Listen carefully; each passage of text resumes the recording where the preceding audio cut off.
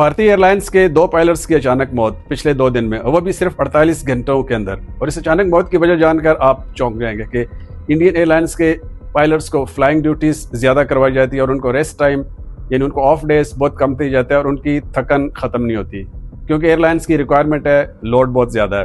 یہ صرف ایک میڈیکل ٹریجڈی نہیں بلکہ ایک انڈین ایویشن سیفٹی کا جو سٹینڈرڈ ہے اس پر سنگین سوالیہ نشان بھی ہے. دونوں پائلٹس کی عمر بھی 45 سال سے کم بتائی جاتی ہے.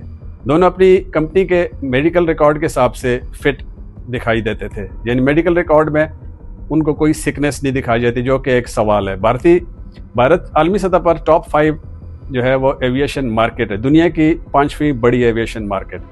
لیکن کیا بھارتی ڈی جی سی اتنی بے اختیار ہو چکی ہے کہ ایئر لائن اونرز اور حکومتی دباؤ کے سامنے وہ بے بس نظر آتا ہے؟ پچھلے سال ہی ایئر انڈیا کا بوئنگ 787 کریش ہوا تھا، جس میں تقریباً 250 سے 300 لوگوں کی جانیں چلی گئیں، اور پھر بھی ایئر لائن ایگزیکٹوز کو ان کے رویے میں کوئی واضح اصلاح نظر نہیں آتی. 2024-25 میں انڈین ڈی جی سی نے پائلٹس کی فٹیگ یعنی ان کی تھکاوٹ کو کم کرنے کے لیے سخت رولز انفورس کرنے کی کوشش کی تھی. ایئر لائنس کو وارننگز دی تھی، ان کو ڈیڈ لائنز دی تھی کہ پائلٹ کے ڈیوٹی روسٹرز میں آرام یعنی آف ڈیز زیادہ کی جائیں. مگر ایئر لائنس کے ٹھنڈے رویے، ان کے رد عمل اور پش بیک کی وجہ سے یہ اصلاحات ڈیلے اور ڈیلیوٹ ہوتی چلی گئی. دوستو، ایئر انڈیا اور انڈیگو جیسی بڑی ایئر لائنس، انڈیا کی 2 بڑی ایئر لائنز ہیں. حالانکہ انڈیا کے پاس تقریباً 10-12 ایئر لائنز ہیں، لیکن جو مین ایئر لائنز ہیں ان کی ایئر انڈیا اور انڈیگو، ایک کے پاس تقریباً 450 اور دوسری کے پاس 300 کے قریب جہاز ہیں، موسٹ ماڈرن جہازوں کا فلیٹ. اتنی بڑی فلیٹس رکھنے والی ایئر لائنس اگر اپنے پائلٹس کو فٹیگ کے ساتھ کاکپٹ میں بھیج رہی ہیں تو یہ صرف روسٹنگ کا ایشو نظر نہیں آ رہا، بلکہ یہ پورے انڈین ایویشن کا بزنس ماڈل مشکوک نظر آتا ہے. ناظرین، انڈین ایویشن کا یہ جو ڈکلائن ہے پچھلے 2-3 سالوں سے، اسے میں 3 پوائنٹس میں بیان کرنا چاہوں گا. 3 امپورٹنٹ پوائنٹس.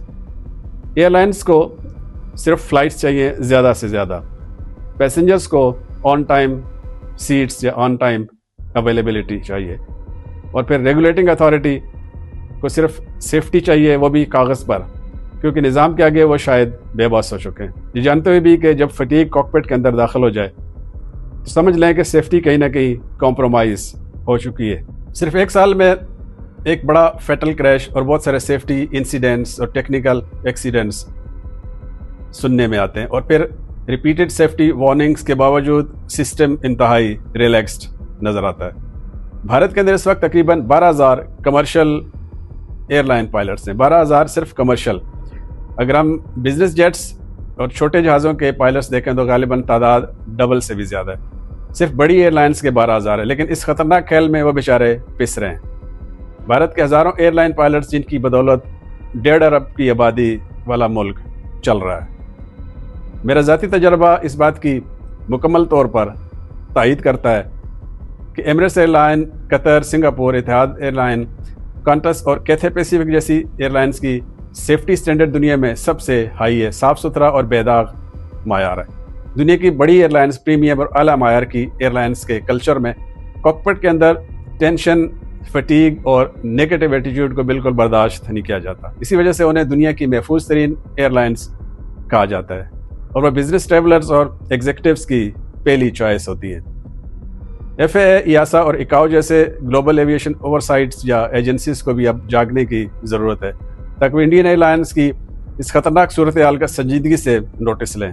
کیونکہ جب سیفٹی وائلیشنز کسی ملک کے ایویشن سسٹم کا معمول بن جائے تو پھر لوکل ریگولیٹرز کے بیانات پر بھروسہ نہیں کرنا چاہیے، بلکہ انٹرنیشنل ایجنسیز کی اوورسائٹ آڈٹس کی ضرورت